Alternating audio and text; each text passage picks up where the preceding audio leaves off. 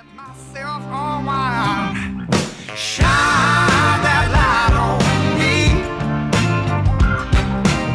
I'll sit and tell you my stories. Shine on me, and I will find a song. I will sing it just for you. Hello, everybody. Welcome to another episode of What Really Happened. Episode 5 is here with a very special guest. I'm here with a person who is, I think, a Brazilian Jiu Jitsu and MMA enthusiast. She's the creator of the Instagram page at Morgan Dreamy, and I believe she's pretty much listened to every single podcast known to man, I think, maybe. And Morgan, how's it going? Oh, it's going, It's pretty good. It's pretty good. Thanks for being on the show. Thanks for coming on. Yeah, for sure. I just want to say, I'm so stinking proud of you. I can't tell you how many people I've been like, dude, start a podcast. Start a podcast. Like, you're so good talking to people, or you know so much about XYZ, and they're like, yeah, eventually I'll get to it. But you're out here doing the damn thing. It's awesome. It's Well, really awesome. thank you so much. That means a lot coming from Yeah. you, you know? This is something Yeah, I've for actually sure. been wanting to do for the longest time, you know? It's one of those things, too, with me, it's like, should I do it? Should I not do it? Kind of like swinging back and forth kind of thing. But yeah, so I guess first question I want to ask you off the bat, it's not confirmed yet, so I just want to get your thoughts on it before it possibly could be. So who do you have, John Jones or Francis? Oh gosh, off the bat with this fire question. I know. Um, Hey, I'm trying to do my job. no, I've been thinking about this like a lot lately, but I think that Francis is just this like dominating force in that division right now. And like, dude, he's scary. Like, I wouldn't want to fight him, and like Stipe is just he's one of the best in the game, and to see him go down like that, dude, I mean, even though I was expecting it, it was so hard to watch. Yeah, it was. But I think if anybody goes up against Francis, John Jones has the fight IQ and he has the strategy to beat someone like Francis. So I think that if anybody could potentially defeat him, it would be John Jones. So I would just go with John Jones just because I'm such a hardcore fan of his, even though he's slipped up from time to time. But yeah, I think his fight IQ is just so pristine that he could somehow beat Francis. Somehow, some way, he could do it. Yeah, he's got crazy credentials. It's one of those fights I'm really hoping to see because I don't know. I feel like after watching, what was it, UFC 260 between Stipe and Francis, that was one of those crazy knockouts. I was watching like the whole card. Like we didn't really get a knockout the whole card. It felt like, Right. even a couple fights. I think the co-main of like main event we saw Kyron Woodley, tap out, and I was like, no, like out of all people, he tapped out. I was like, what happened? And then the next fight we see Stipe get knocked out in the second round. I was like, man, this Francis guy is out of this world. He's in his league of his own in a way. Oh no, I totally agree, and like his story is crazy. Like, I mean, like from working in the salt mines, from going country to country, and his coach just kind of like seeing him and just being like, hey, like you should fight. Like, it's just like, those underdog stories, those people end up being like really dominant in the UFC and MMA in general. But yeah, he's exciting to watch, and I mean, like, yeah, I totally agree with you. Like, it was crazy. Like, I can't even like I still can't wrap my mind around it. It was Yeah, such a good fight. it was. But It was great. It was a great fight. I thought, I had a feeling like my initial thought when I heard of the fight, I was like, I kind of course, want Stipe to win because I think it's such a humble and cool dude. At the same time, I yeah. had this feeling deep down telling me, Francis could win this fight very easily. I always tell my friends, I always talk around with them, like, Francis got, like, I don't know what kind of, like, superpower he was born with, but he's got, like, that super strength, like, melatonin in his hands. It's one knot, like, one hit, you're out cold, It's like Oh yeah. I don't know what super strength he was born with, but I think he's built for this division, built for UFC. So whatever coach told him to get into it, he knew something. he's like like whenever I think of like a legit heavyweight, you know what I mean? He's what I think of. I don't, like physique wise, like whenever I see DC, I'm like, that guy is like eating a bunch of chicken nuggets and then sitting Yeah, on people. Like, dude, you know what I mean? yeah, that's like DC's the kind of guy. To think that DC and Francis were in the one point the same division were crazy. Like DC's the guy that I wouldn't like be some of my wrestling partners back in high school. That's where DC reminds me of. Francis is one of those guys that like you see in like the Dallas area, like you don't want to go up against in a wrestling match. That's one of those guys like stay away from me. I don't want to wrestle you. I totally agree with you. And like I love DC, but I don't know, man. I was so glad to see him just take a step back. He's such a crybaby, dude. Yeah. Um, but Joe Rogan loves him, and so like I've come around to like, yeah, like okay, he's a good commentator. He's an okay fighter, wrestler who sits on people, but Yeah. you know, For sure. So obviously we do have a fight that's coming up that is confirmed for July 10th. I imagine you've heard about it already. I think we've talked about it at some points. We have Connor versus Dustin Poirier, the trilogy fight. And what is your first initial thoughts on it? And have you thought about it anymore, like going forward, what to expect for this fight? What are your thoughts on it? you know, I'm so tired of seeing Conor McGregor fight, and like I feel really bad for saying that because he's been a driving force in this industry. I think he's like built, UFC up to what it is today. Just with the level of fans that it has, like he really pulls in the crowds, but like dude, he's got so much money now. Like why fight, bro? Yeah, yeah, I know. Honestly, like, And and like I'm happy for him, like he's successful and all that, but he dude, just whenever Nate Diaz got him to tap, I was like, dude, this ain't it. This ain't yeah, it. He kind of, I was a little bit disappointed, but with Dustin Poirier, it's like he's evolved so much.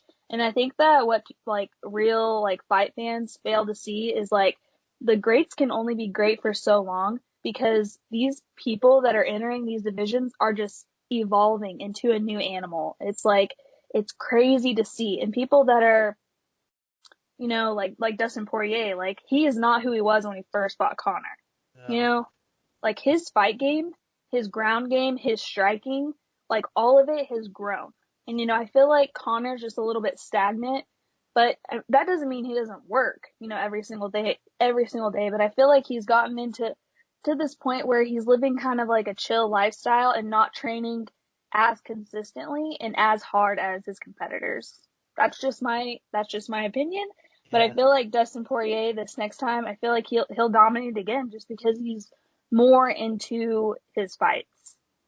yeah, for sure. I believe wholeheartedly what you just said because it feels like nowadays it feels like these fighters are, like you said, always evolving. They're always up in their game some way or another. Like we didn't have to like we have a totally different Dustin the second fight than we did the first fight. He feels like for me, I could be totally wrong, but I think Dustin had a different game plan going into the second fight, and it really showed. I think his striking really showed. I believe, and it did. I think, and obviously it knocked Conor out. Which I never thought Dustin would knock out Conor McGregor. Never would I Right? thought that. And then this is crazy. Now we're going to this third fight. I believe Dustin may have the upper hand a little bit, but who I knows? think so too. So who knows? I think this next fight, who knows what's going to happen? It's one of those things that you never know. But as much fighting that That's we see, yeah, that's the fight game. Like anything can happen, but yeah, I just, these people that are training more consistently and have these more intense fight camps, I feel like it's people are maybe more coming around to it. I don't know if you watch a lot of Looking for a Fight or the UFC Embedded. Just watching these guys train, like you can tell, and Connor's just he's living a luxurious lifestyle. I don't blame him. I mean, hell, I would take vacations and start a family too if I had that amount of money. But Sure. Dustin Poirier's got something to fight for, He and does. Connor's just kind of fighting to fight, And I Yeah, think it shows in their fight game for sure. sure. There's no way if I had anywhere near Connor's money right now, there's no way I'm rolling up to the gym at 5, 6 in the morning to get head kicked and punched in the face. No way, dude. I'm rolling in bed. Right, There's no. right. I'm tossing and turning in bed still. I'm not thinking about someone trying to take my head off for a living, you know. But Right. kind of speaking about things that you never knew would happen in the fight game, we just saw Ben Askren back in the ring, not the boxing, not the octagon, but in the boxing ring against Jake Paul. Did you watch any of that, or what were your thoughts about Ugh, God, I watched the whole thing. I watched the whole Snoop Dogg commentary thing. It was, it was funny. it? Um, I don't think that the panel of judges, aside from Pete Davidson, I feel like Pete Davidson, Yeah, like he actually knew what he was talking about a little bit. Everybody else they had no idea. Ben Askren has fought people that have, not knocked him out. So I feel like he was not taken as seriously as he should have been. But then whenever the fight actually started, I was like, what is he doing? yeah.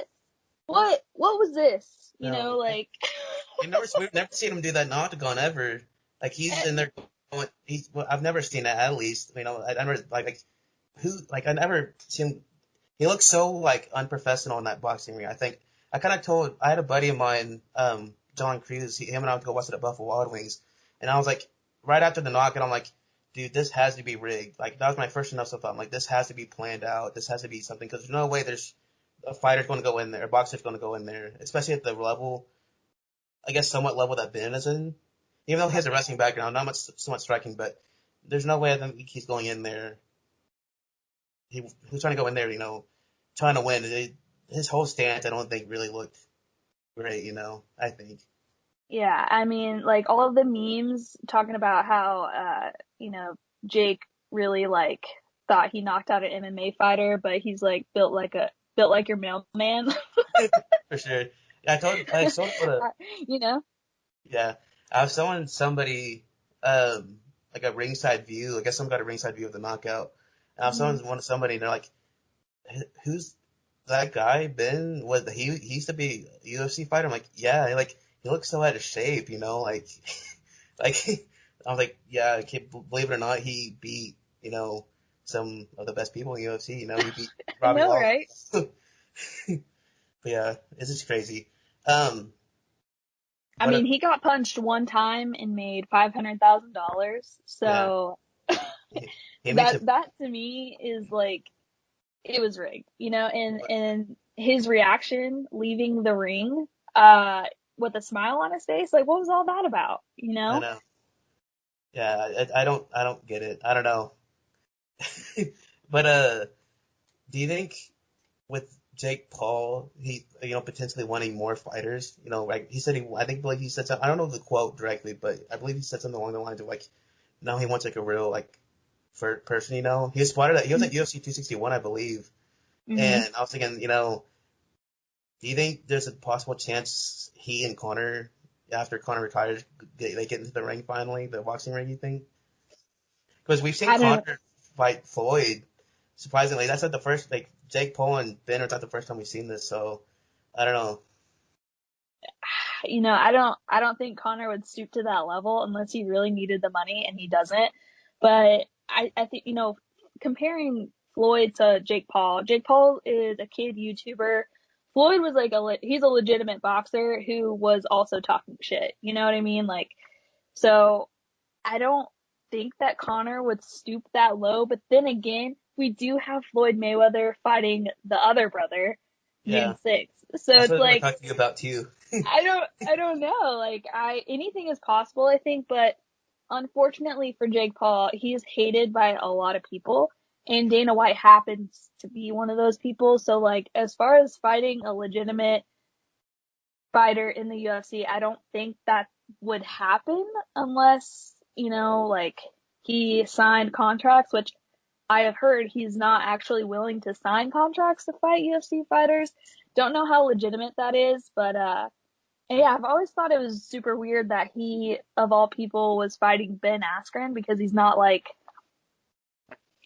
not a big name, and I think he just was trying to fight somebody who was in the UFC just to like legitimize himself, even though I don't think that accomplished his goal if that was his goal.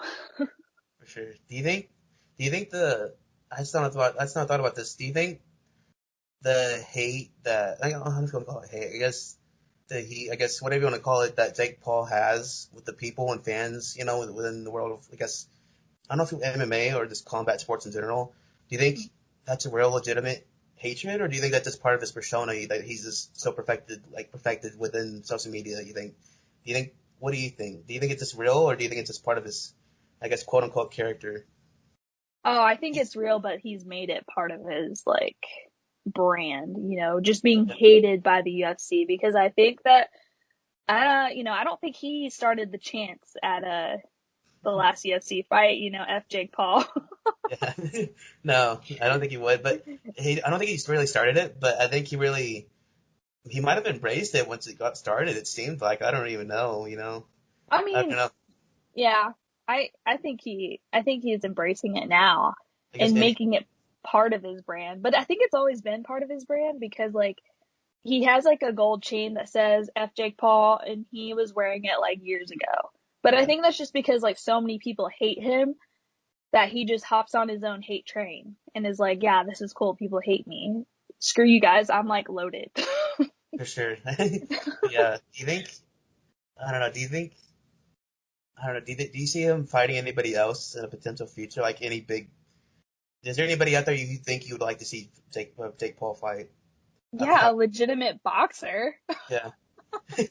I mean, there's like legit undefeated boxers like in his weight class that want to fight him, but for some reason he's just not picking up, the phone. For sure. So I think like if he fought a legitimate boxer, he wants to fight like Canelo, which is like, God, Yeah. you gotta aim lower. Like those Yeah. guys aren't gonna fight you. They hate you. For sure. I think a legitimate, maybe, just somebody on his level. They don't have to be professional, like an amateur undefeated boxer in his weight class. Doesn't have to be a big name. I want to see him fight a real boxer. I don't think a washed up UFC fighter is the way to go, who ultimately probably was just doing it for the cash. For sure. Yeah, so Do you that think? would, sorry, Sorry, go. that would prove his legitimacy to me at least because I don't like the guy either.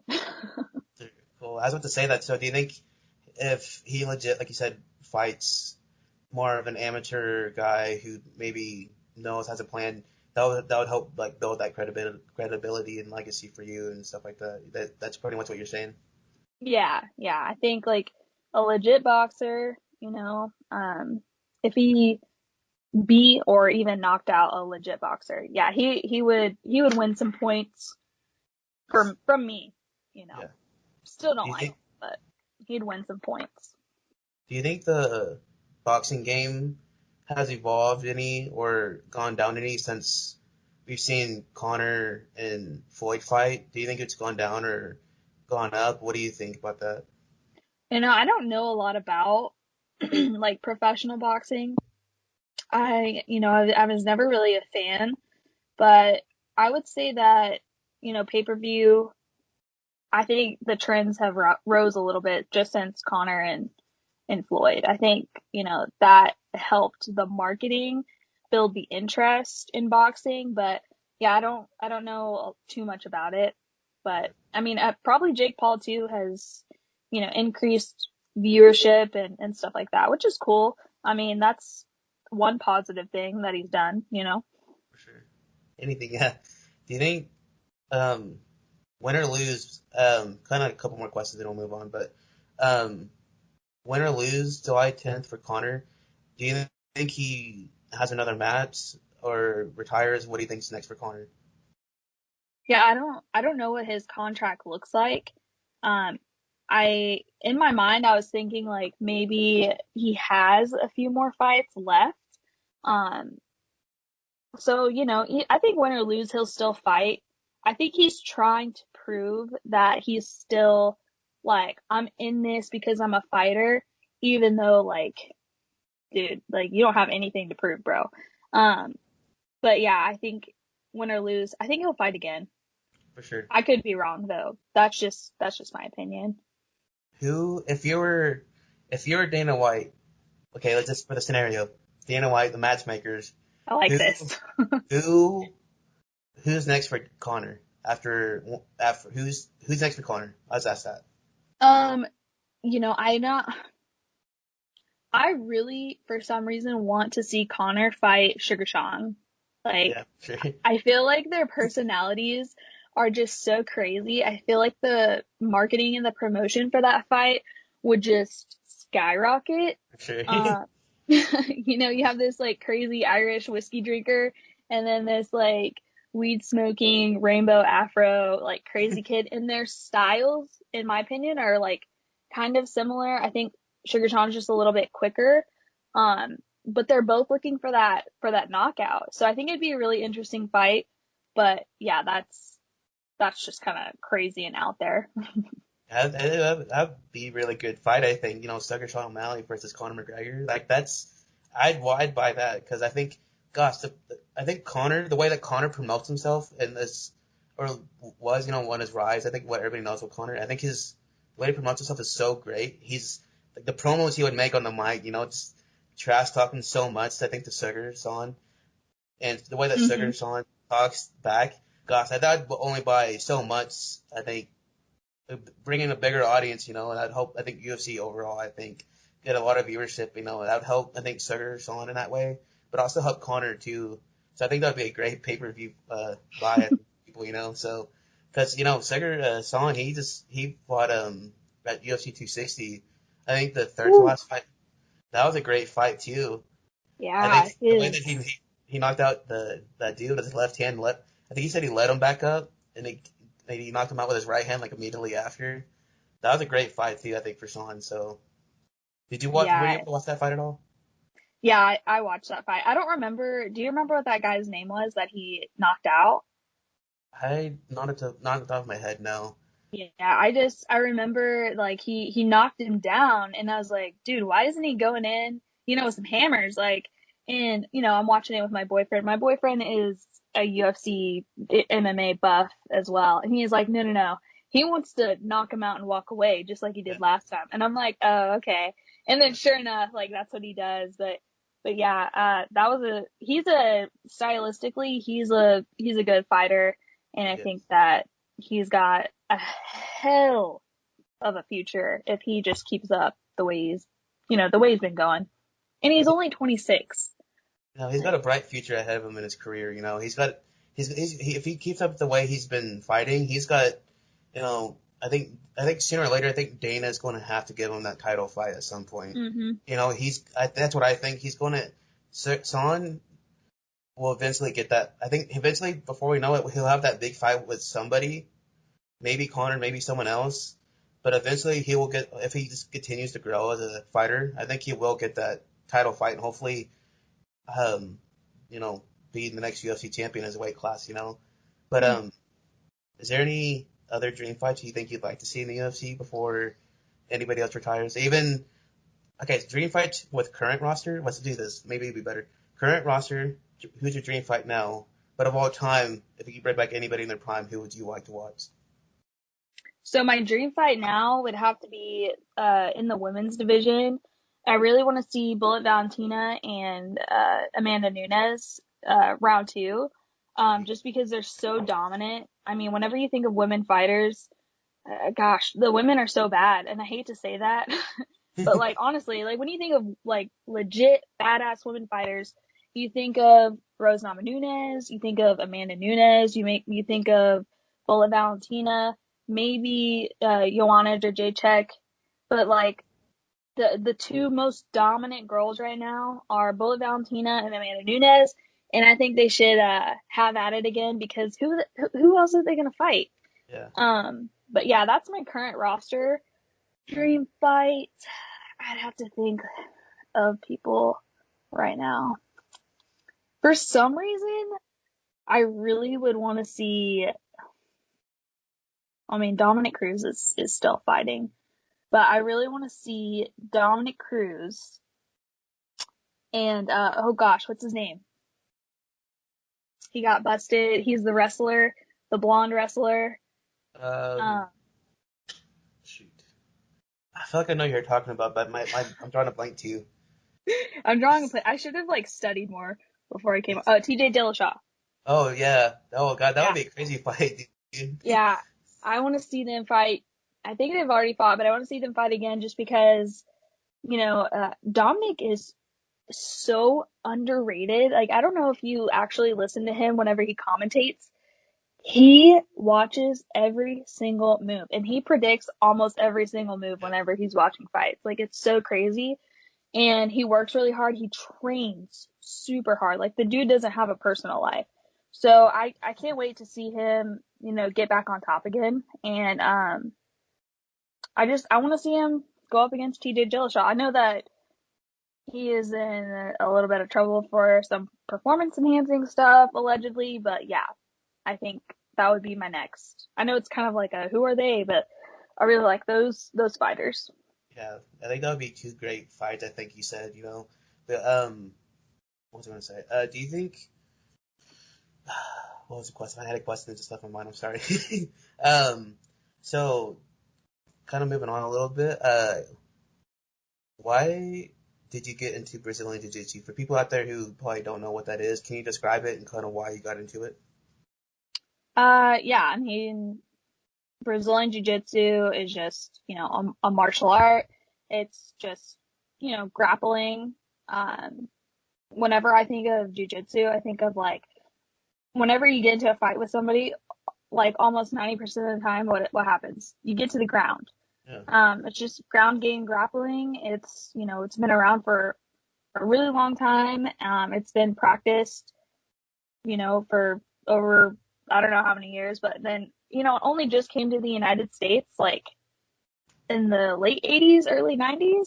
So, initially I started it as wanting to just get in some physical activity. So lose weight and just learn jujitsu, but it's become kind of like an obsession. For sure. Like, I could um, I could tell because did you just recently, not that long ago, you just got some new stripes, right? yeah, so I, my boyfriend made me go to my first jujitsu class in 2016, and I was so intimidated because it's like a very male dominated thing. Um, and this is when we were just getting into UFC or MMA. And I was like a super hardcore Ronda Rousey fan. Like, I just watched her knock out Bethe Correia, and I was like, God, this girl is so awesome. And she's like a judo Olympian.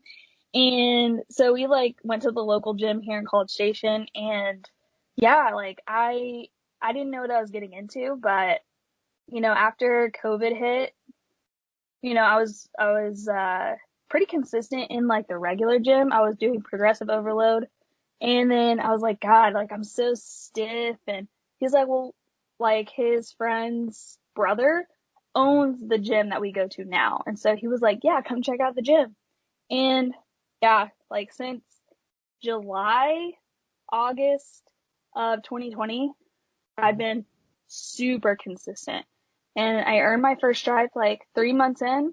And then in January, I got my second stripe. So Congratulations, that's pretty big. yeah, yeah, my boyfriend has 4 stripes and he is like eons ahead of me whenever it comes to like skill and knowledge of jujitsu, but like I'm getting there. So That's all good. At I'm least you're proud. for sure.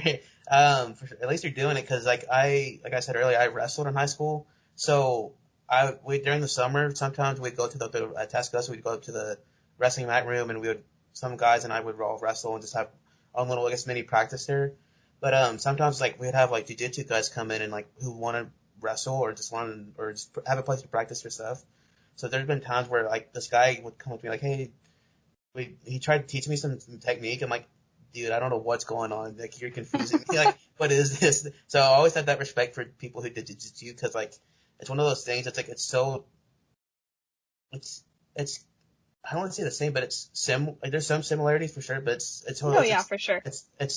so different in its own way. So I respect that about people who just do jiu-jitsu. I can't speak, but it just I just always respect about that. It's such a really cool sport. I think out of all the combat sports, that's just for sure one of my favorite ones up there. Yeah, But it's I think we have a lot of wrestlers that come in, and I think they get a little bit of they come in confident because they know how to grapple and pin people and submit people just from their wrestling background, but they get a, a very big slice of humble pie whenever guys are able to like wrap their legs around them and like put them in these positions that are like super uncomfortable. sure. So yeah, I've seen that firsthand too myself, and it's funny. Like, uh, So how has Brazilian or just jiu-jitsu, how has it changed your mindset in like in and out of the gym? How's it changed your mindset, do you think? um, In any you know, way? yeah, like with jujitsu, it's something that I recommend for like every single person. Um, because especially women, it's a really good form of like self-defense.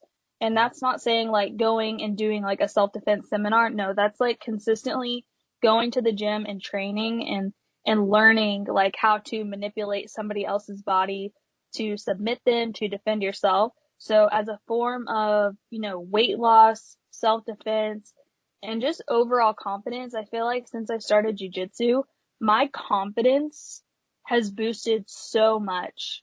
And I'm not saying like I'm cocky now, but it's just like I walk around with a sense of pride that like I do something that I really enjoy and that I'm really consistent with and that I can see my own personal growth. So it's crazy the shift in myself that I've seen, and I really want that for other people. So I'm always telling other people like, yeah, do jujitsu, like go every single day, like find a gym you like and go train. You know what I mean? Yeah, for sure. That's awesome. I've always heard stories about that, people who sometimes it may scare them, but I've always heard the other stories too that are just like that, where they see that shift in people where they find that confidence. They leave the gym and they're automatically like in a good way, they're a different person because of it, because of what they just went through.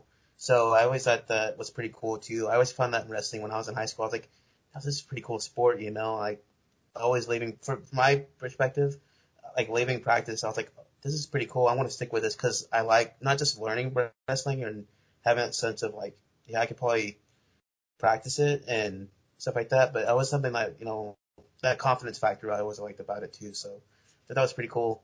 So, are we expecting any future MMA fights out of you? What's funny is like the owner of the gym, his name's Bobby. He's like so pumped when anybody wants to fight because it's like his dream is to just be an MMA coach and be ringside like with a fighter. But he his female prospects are like none. And so whenever he sees me in the gym, he's like, "You gotta come to MMA, dude. Like you gotta keep coming to MMA. Like we're gonna make you a fighter." And I'm just like, "Oh, like I don't want any head injuries. Like I don't feel like getting punched in the face. But no, like MMA fights, I don't know. I feel like I'm 25 years old, about to be 26. So I feel like to start now, it's just like insane. But I mean, there's been crazier stuff happen. But as far as like jujitsu, like I'm planning on doing a competition like May 15th. So So, there's so, that. so you're kind of just training it for that too? Mhm. That's pretty cool. So, I don't know, that'd be pretty cool though. Who knows, that one Brazilian Jiu-Jitsu tournament can lead to Bruce Buffer announcing your name against Manny Nunes or something. Hey, if that happens, I'll make sure to get you some front row seats. Uh, hey, appreciate it. Appreciate it. But so I mentioned earlier, kind of shifting gears just a tad, not a tad, but like I said earlier, you have an Instagram account called Morgan Dreamy. Mhm. So kind of like, can you kind of tell me what that is and why you started it? Oh yeah. So during quarantine, I was like super bored. Like gyms weren't open. I was literally sitting at home like playing Animal Crossing and watching like Shameless, like every episode of Shameless. And I was like, dude, I need a hobby that's like not just sitting here and like wasting away in front of a screen. So I was like on TikTok and I like saw this girl and she made this like drawing of somebody's picture. And I was like, oh, that's so cool. I've always wanted to do that. So, I had like a stimmy check and I bought an iPad and an Apple Pencil. I downloaded the same program that this one girl did. And I just kind of was like teaching myself Procreate and making like doodles for people. And like people like had like such a positive response to it that like they were like, you should charge for this. Like people charge like XYZ. And I'm like, okay, well, I don't even know what I'm doing, but they're like, yeah, like you should totally do that. So I actually do like portrait drawings for people as like a little hobby now. That's awesome. That's pretty awesome. I mean, I remember when you first got started doing it, I'm like, wow, I didn't know Morgan, like, how can I say this? I knew you were talented, but I was like, I didn't know Morgan, like, she brought this to a whole different level, like, like, it's really cool how you were so talented. You're doing all these cool things for people, because pretty early on, I was like, hey, is it possible you can do this, And then you were like, so nice about it. You're super dope about it. You're like, forwarded, so I sent you a picture, and like, it came back like way better. Like then I was like, this looks so awesome, Like you have a true talent, for a hobby, Like this is so cool. Do you Yeah, think? thanks. Yeah. Are you still doing it at all or no? Yeah, I actually just finished like 5 different portraits for Mother's Day.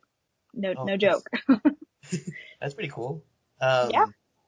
So how do you like for the process of illustration? I guess what's your process like for you? Like how do you, I guess, start it from beginning to end? Like what's your process? So I have people will send me like whatever picture that they want as like a cartoon portrait. And it's like, if the portrait or if the file size is pretty blown up, it's a lot easier for me because I can like capture all those details. So picture size is like something, it's kind of like an obstacle that you have to deal with. So I will blow up an image, I will make it smaller, I'll do whatever I have to do to make sure that the file size is like where I need it to be to capture details that are in the image.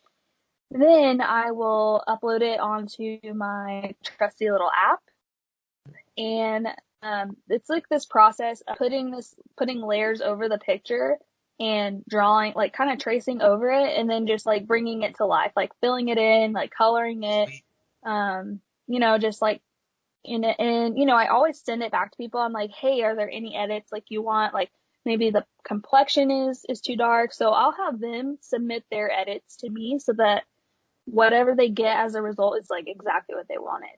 So it's just a lot of like going back and forth, making sure everything is perfect, drawing in little details, fixing colors, and then just like putting it all together, and I save it as like a JPEG or a PNG, like whatever they want. They want to make it like this one girl, she just made hers into a puzzle, which is like pretty cool. Oh. She just uploaded the image into like a program and it cut it into a puzzle for her. Let's see. I had somebody make it into like a canvas, which is awesome. So, Cool. yeah. That's pretty awesome. So like, where all can people, I guess, find, I guess, your drawings? Is it just solely on Instagram right now? Yeah, it's just at Morgan Drew Me, and what's funny about that account is like it was just this no name account that I had that got hacked a long time ago for the username, and I like recently got it back and was like uploading all my drawings on it. So yeah, at Morgan Drew Me, you can always just like send me a DM or anything like that to like ask for a drawing, and like 99.9% of the time I'll do it because I have nothing else better to do. So Cool. Everybody, you heard her, so go ask her for go get a drawing from Morgan.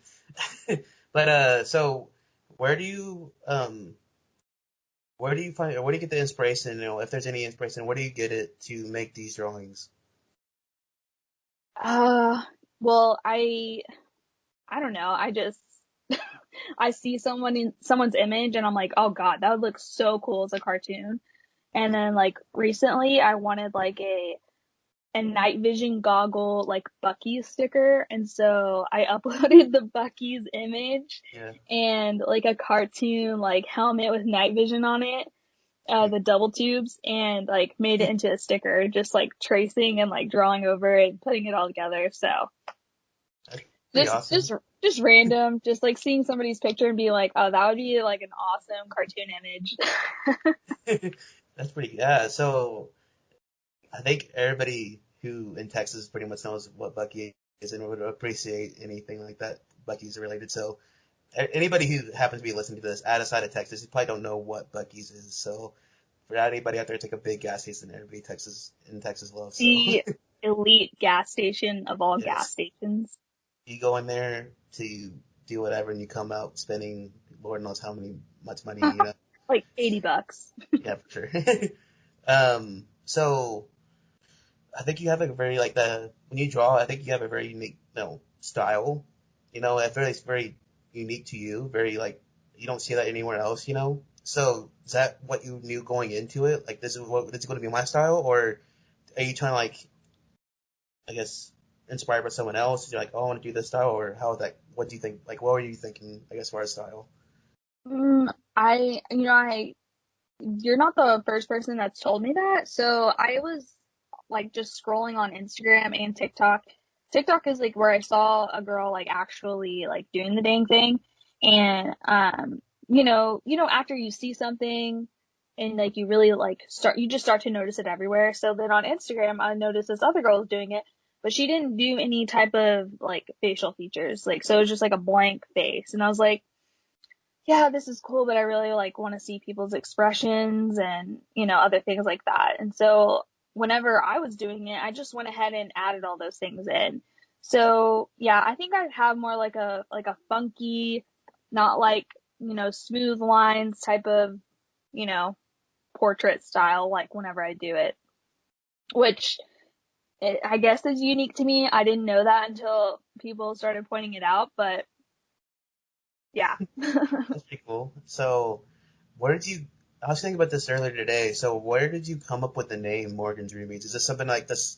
Something simple like, yeah, this is want to go. Like, I thought of this now. I want to go forward. Like, how did that name come about? Uh, well, I drew my friend and she's like, "Aw, you drew me. Morgan drew me." Because if you know me, like, as a friend, I'm not very, like, sentimental. I'm not, like, emotional. I don't, like, give you hugs or, like, tell you I love you or anything like that. And so, like, I drew this portrait of her and then I gave it to her and she was like, "Aw, you drew me. Morgan drew me." And so I was like, I'm gonna make that my Instagram handle. So, thank you, Susanna. Shout out to Hannah. But uh, is there anything else that we can expect from Morgan Lightsey? Because Um, you're dominating the Brazilian Jiu-Jitsu world. You're dominating the drawing world. Is there anything well, else? actually, like, I feel like maybe just like more hunting content, just like on my Instagram. Like, yeah, I think hunting and jujitsu. Maybe not so much drawing. Drawing's just like kind of like a side. It's like a surprise thing. Like, oh, you hunt and you do jujitsu, and I'm like, yeah. And then like one day I'll just be like, yeah, I drew this, and they'll be like, oh my gosh, you draw too. For sure. It's just a mixed bag of things. Like, I don't know. Like I'm not. I was going to talk to you about hunting too, cause so kind of good thing. It's a good segue. So I'm not the most hunting savvy person. So like, what I like we were just talking just earlier. You, what I do know about you, you're like probably one of the biggest hunters ever. Cause I see all your pictures, like, wow, she caught a turkey today, or she caught a deer today, or whatever. Um, what do you? I know from what I understand, you just wrapped up a hunting season, just right? hmm What did you go hunt recently? What was in season? So I am a pretty avid waterfowler. So waterfowl is just migratory birds, so like ducks and geese. And that season is typically from November to early January. And then we have like a conservation season in March. So yeah, I'm a pretty big like bird hunter.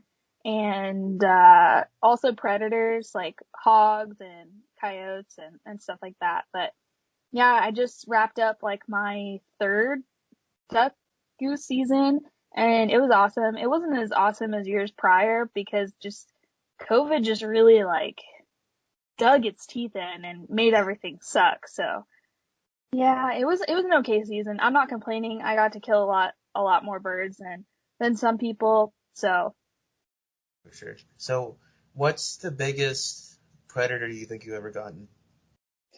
gosh, I wish I could answer that accurately because the first time I actually ever shot a pig and a coyote was from a helicopter. Oh wow! So you're hunting people from a helicopter.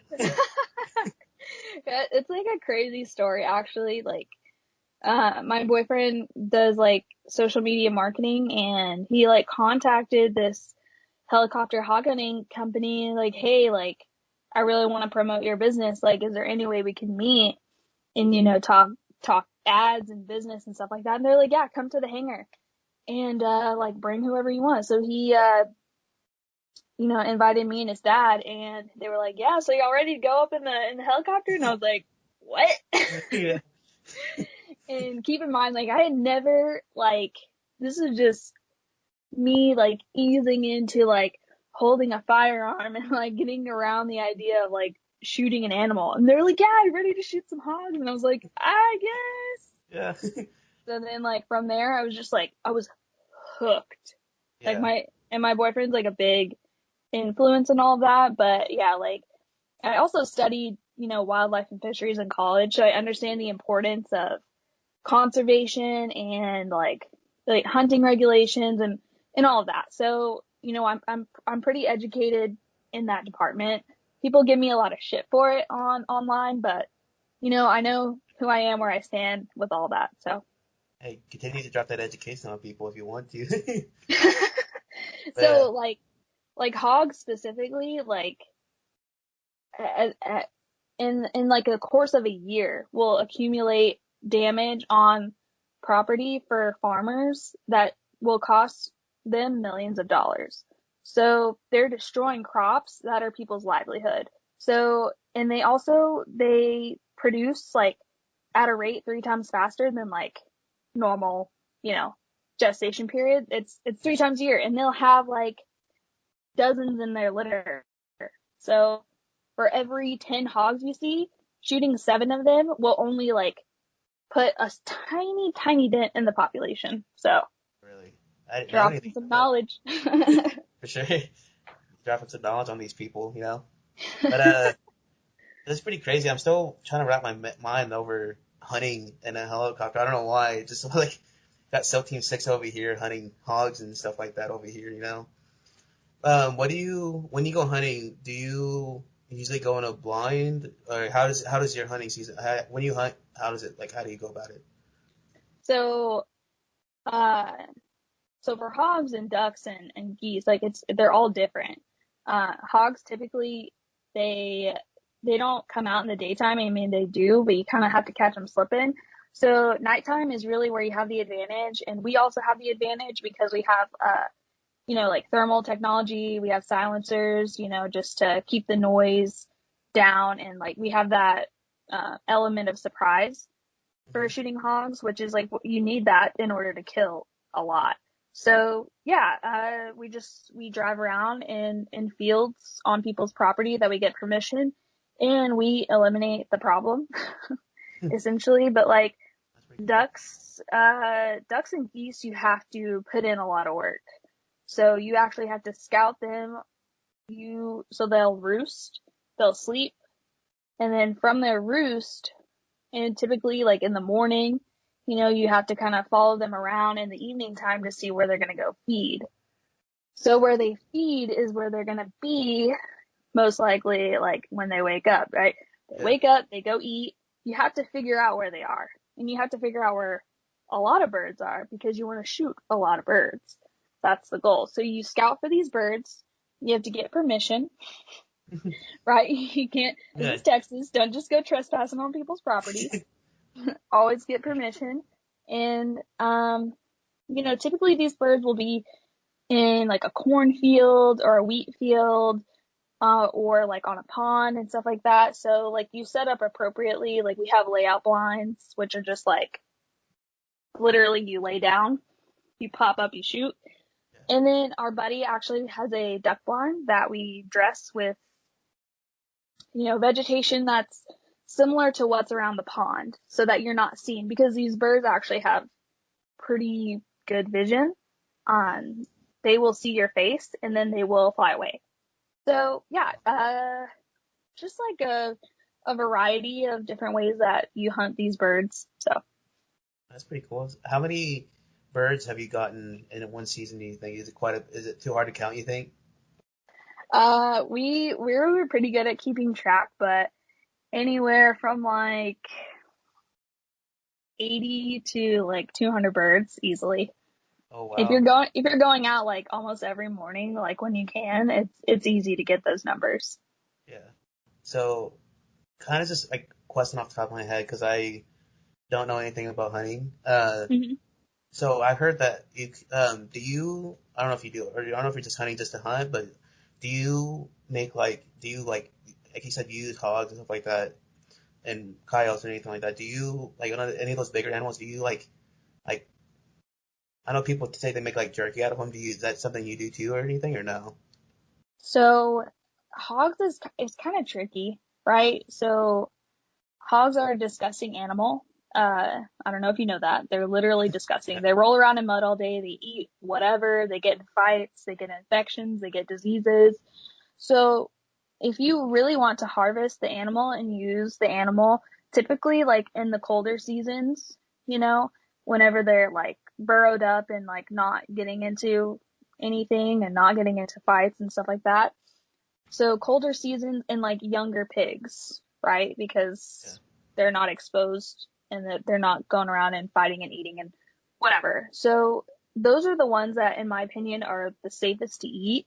Um, because like in the summertime, you see these pigs that are they're just filthy and they have diseases and worms, and so it's difficult.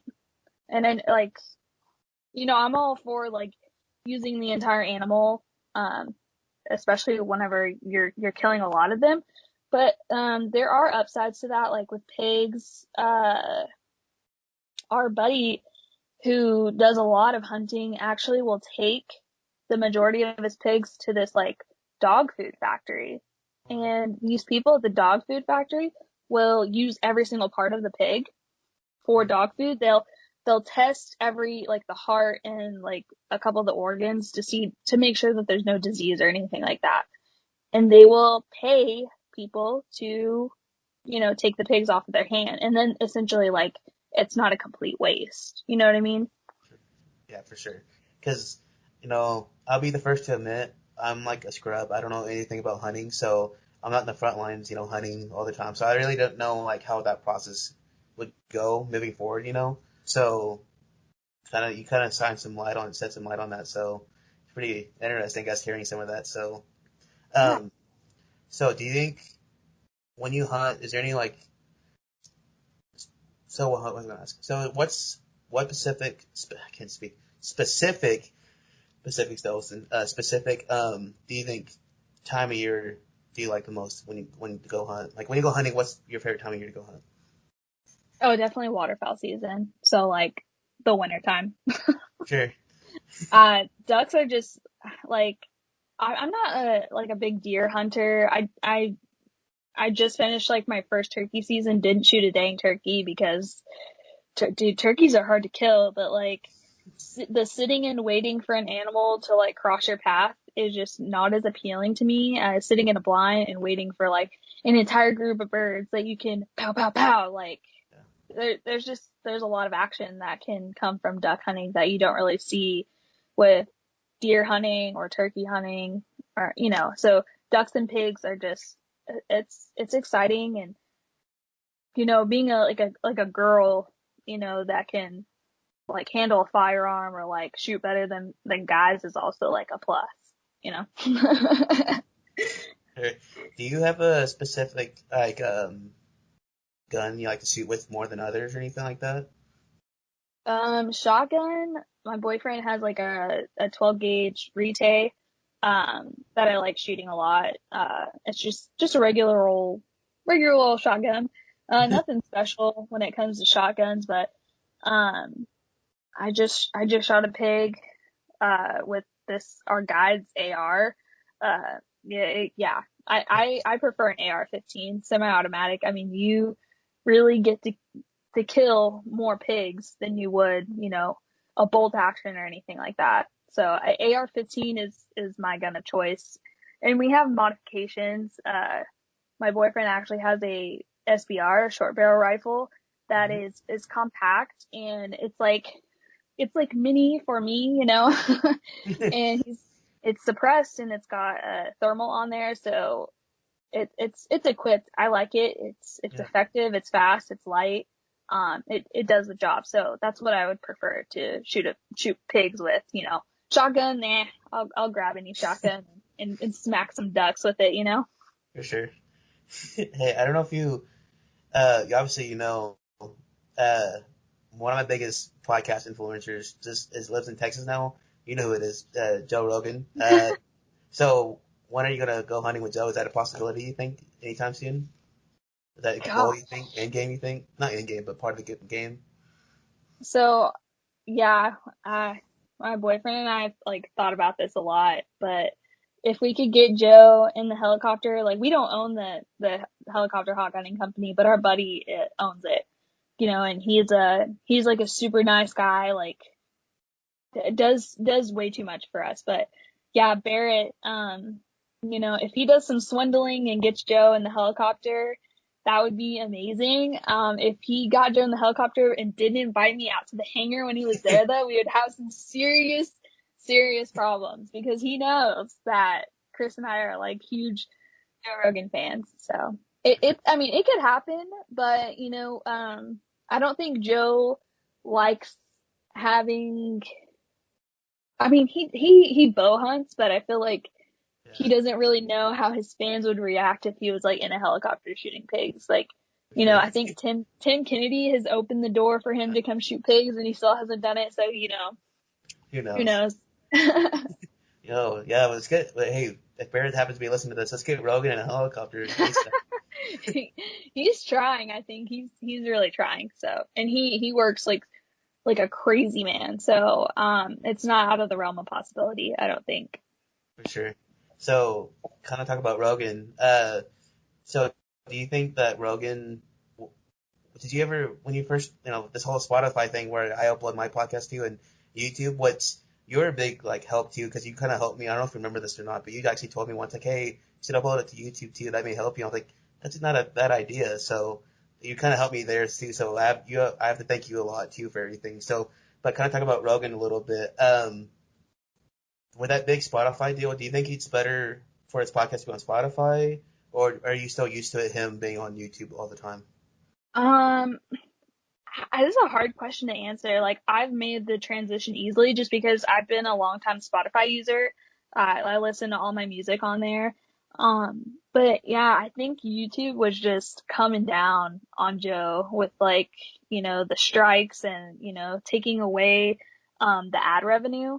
And, Joe brings in billions of views. So Uh, it's like, he's whenever bringing he got off, yeah, like whenever Spotify hit him with that offer, I think it was just an offer you can't refuse. Like it was too good.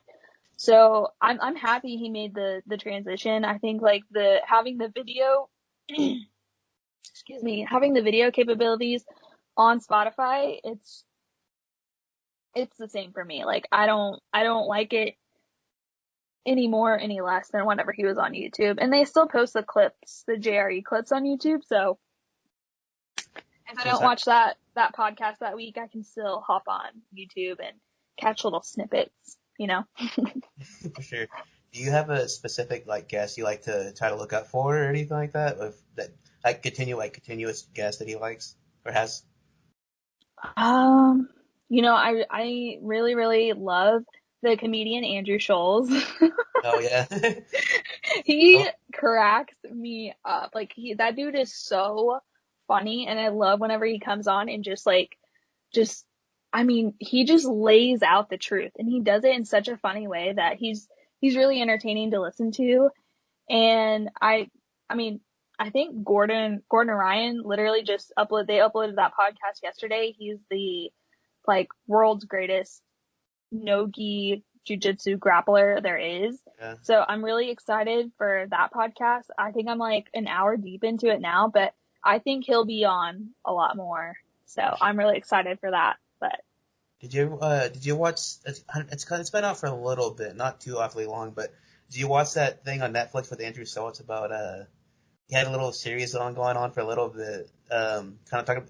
It's pretty much what he did on Instagram. If anybody doesn't know what I'm talking about, I think you can go look up Andrew Schultz right now. You'll find some funny clips. But it's pretty much what he did, where he's talking about like political stuff all the time, and bringing it up to Netflix, do you know what I'm talking about? yeah, Did you ever watch any of that? I watched a couple episodes of it, but yeah, his short little rant clips. I don't know if they have a name, but yeah, that's one of my favorite things to watch ever. I think I always crack up watching all those. He brings the truth, but the way that he delivers it, I think is so funny to me sometimes. yeah, and he does it like I don't think he like writes a script or anything. I know he does for some of them, but like the COVID ones, like whenever, Newsom and de Blasio, like whenever they were just doing like ridiculous restrictions, like, and I'm not to get political, but dude, he would just roast them. And it was like the It was. funniest thing ever because nobody else was like, everyone was like praising these people for doing this. And he was like, wait, whoa, whoa, whoa, wait a minute. No, this is terrible. Yeah. So yeah, It- he's hilarious. yeah, for sure. He's just his deliverance. I think some of the stuff was super funny too. Oh But yeah. do you have any other like comedians that you tend to listen to, or maybe or not comedians, it's just guests that Rogan had on that I guess, "Oh, I never heard about this person," and then you watch the podcast like, oh, this is pretty cool. This interests me. Have you ever done any of that before? Yeah, so he's had this lady on, I think her name is Rhonda Patrick. Oh yeah. She's like this super informative doctor. She's like, she has a PhD in like science focused, like aging and cancer and the brain and stuff like that. And like, she's been on like a lot of times and I'd never heard of her, but she has some like really good insight and she knows her stuff. Like she's done like multiple case studies. She like researches like all the time. She's constantly reading like peer reviewed like data on like what's going on with COVID right now and like what to do to like support your immune system. So like whenever COVID hit, I was like constantly like, okay, like what is this lady saying? Like what do I need to do to like not catch COVID? So yeah, she's like super smart and she's like somebody that I would go to versus like anybody else Yeah, just for some health advice, I guess. for sure. Um, have you ever thought about like starting your own podcast at all? Has that always been a thought for you at all, or no? Yeah, I've thought about it, but in the beginning, whenever I was telling you, like, yeah, like, y'all should start a podcast, I'm like, oh, yeah, I would if I had time. I'm kind of like the same way. So I'm like talking crap on people, and I'm one of those people. I think I uh, think you would have a great show. You would be a great host. I think if anybody needs a podcast, it's Morgan Lightsey. I appreciate that. My problem is like, I just like I saw this meme before we like came on here that was like, hold on, let me like find it really quick. It's like this guy and he's like he drops the pizza and it's like me trying to talk a perfectly logical sentence and all the pizzas on the ground is like what I actually say. Like I don't know if you've been paying attention. We've been on here for almost an hour, about an hour, and I've just said so many statements before. So if I'm messing up, there's no way that you would say stuff perfectly on there. yeah, I know. And I told my boyfriend, I was like, yeah, my friend's doing like a podcast I'm gonna go on. He's like, did you write notes? I'm like, what for? He's like, all right, good luck. Well, yeah, I say I write notes, but it's more like scribbles, more like I don't know if you can see it, but it's more like in front of me. I'm trying to be perfect. I kind of pull back the curtain a little bit for people watching. I'm sorry, but sorry, but I promise me that not all these questions I ask you are on here. So I just kind of like more like I like scribble stuff. Like, oh, I should ask this person this question. It's more Yeah, like bullet points.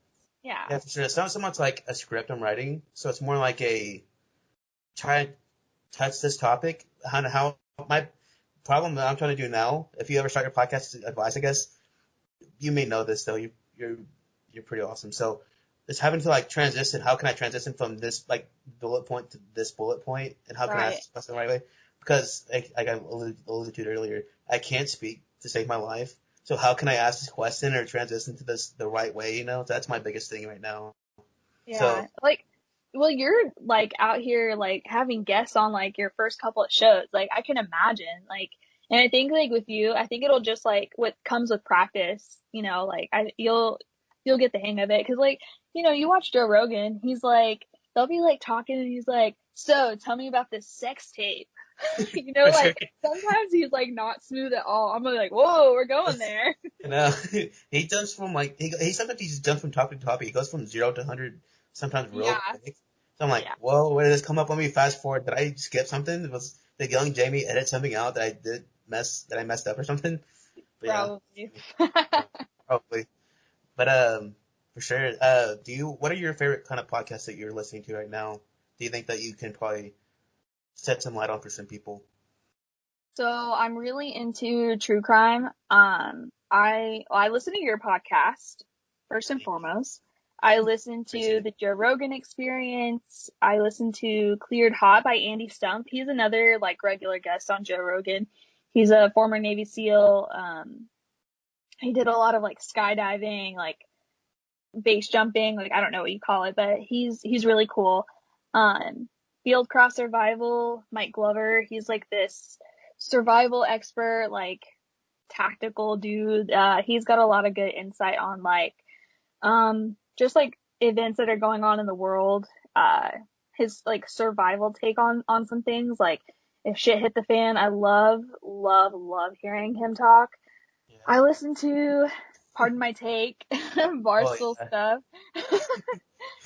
I Pretty good. listen to King and the Sting, Token CEO, which is the Barstool CEO's podcast, Erica Nardini. I listen to a little bit of Call Her Daddy, not gonna lie. It's a little raunchy, but sometimes she has like guests that I really want to hear, like Miley Cyrus and stuff like that. It's pretty cool. So the being the Uh, yeah, I listen to like Below the Belt with Brennan Shaw, Real AF with Andy Frisella, Basic Crime Junkie. I listen to some like Dive Bomb, which is like a waterfowler podcast, and most recently, Tom Brown's Body, the case about Thomas Brown from Canadian. That one is a really really good one. So if you're stuff. into true crime, that one's amazing. Yeah, I love true crime. I always like watching crime documentaries all the time. I don't know why. I'm one of those people who like like rewatch like Netflix stuff all the time. You know, like the Mhm. shows all the time. Listen to true crime podcasts. Like did you ever watch? It's kind of a true crime, I guess. I don't know what we would call it. Did you ever watch the Idiot the Night Stalker or Cecil Hotel? Like those kind of stuff too. Oh my gosh, Yeah. yes. We could literally do a whole podcast on true crime because like that is my niche. Like my boyfriend thinks I'm like literally a psychopath because I watch anything and everything true crime. He's like, "Why do you like this? People are literally getting murdered." I'm like, "I know, but I can solve this case. You just don't know." Yeah, for sure. That's what I watch. I'm like, I promise we're not psychopaths on this podcast, but I do watch all those shows all the time too. You know, I just started, I think, when my grandmother was alive. Still, I was growing up with so she always had the first 48 on, so that's how it started from there. And it grew up. I'm like, I gotta watch. Like, I just had this interest in crime shows. I don't know why. Like true crime podcast. I don't know why. So for you as the first 48, for me, my mom was always watching America's Most Wanted and Yeah. Dateline. Like she still watches Dateline. Like my parents called me the other day and they were like, "Yeah, we're going to so and so." My dad's like, "Yeah, we're going to so and so's like engagement thing," and my mom's like, "But I don't get to watch Dateline." I'm like, "Oh my gosh, mom, still live." Yeah. Hey, I got that stuff recorded on DVR if you want it to, I'll let her know that you have it. for sure. But yeah, for sure. What? Gosh. Sounds like we're kind of just going to wrap up here, I guess. So before we do, is there any like things you like to add and say before we head out, or any special shout outs to anybody? I mean, not really. A shout out. My dad says that he's been listening to your podcast. So, Dad, if you're listening, you're a real one. Thank you for supporting Carter's podcast because he's amazing. He's out here doing the damn thing. I'm so proud. This is so fun. But yeah, like, dude, just keep up the good work. We'll keep talking MMA. I promise I'll get like, I'm not like a fight encyclopedia like Joe Rogan is, but I promise I'll do better. I'll do more research next time so that I'm more like fluid, But yeah, no, dude, I'm just like, I'm super proud. I'm super pumped that you're doing this and it's awesome. Cool. Thank you so much. I'd love to have you on again. We'll talk about more true crime and we'll just make a whole podcast about true crime if that's cool with you. And then, Yeah, for sure. And we can talk about like how we know each other too. oh, for sure. That would be an interesting podcast. Got, Yeah. I got some fun memories I think I could probably talk about. Yeah, I do too. But yeah, there's going to be some fun ones. Hopefully some people out there will find some of those stories funny. But I don't know why. One quick memory, if that's okay with you, before we wrap up. Sure.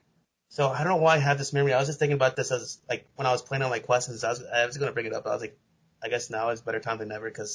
But I don't know why I had this memory because people who don't know how Morgan and I met, from what I remembered, Morgan, you maybe have a different memory how we met. But like your older brother Taylor, my oldest brother Anthony played baseball at Tascosa growing up. So that's pretty much, we just happened to see each other hang out all the time because at high school baseball field. So that's how well we always met growing up, I think. So, consistently going to those games here at Tascosa or out of town ones, we always hung out together. Mm-hmm. But I have one memory. You're probably gonna kill me for saying this, so I'm sorry. But I have this memory. I have this memory about how we went. Your mom, Cynthia, my mom, and I went to go watch a movie one day. I don't know if you remember this or not. And I heard this noise at the right on my corner, right ear. And I looked over, and you're eating popcorn out of the bag, that's not with your hands, just eating it. I'm like, what's going on? And then I look back at the movie, I'm like, what's going on? Then I think Santa said, hey, stop it or whatever. That's just funny. I don't know why I have that memory in my head for it. I don't mean to embarrass you like that, but I just have that memory. I was like, that's that one memory. I can edit this out too. But I was like eating the popcorn like out of the bag, yeah, like licking it with your tongue and eating. I'm like, what's going on? What? Oh my god. Memories stuck in my head too. But yeah, we'll make a whole podcast talking about memories, like probably crazy memories about that. I don't deny that I probably actually did that. So that sounds like me, something I would do. But yeah. Yeah, we'll have a podcast talking about true crime and all the memories, probably cringy memories you have of me growing up. Because I'm awkward now. I can only imagine what I was like as a kid. I have some I have some super cringy ones, like from just me during that time that you probably didn't know about. So yeah, we'll save it. We'll save it for the next one. Yeah, for sure. We'll have you on and we'll talk about all the fun stuff going out together. God, I can only imagine what that podcast is going to be like. Trash Ghosts and Memories. Woo! Go Rebs! Go Rebels! For sure. Well, thank you for coming on, Morgan. Had a ton of fun and definitely have you on again. So yeah, thank you. For sure. For sure. This was awesome. Sure. So thank you for everybody tuning in and yeah, so have a good weekend and have some fun. Cool. Bye, everybody. Hey, did you like watching that last episode of What Really Happened?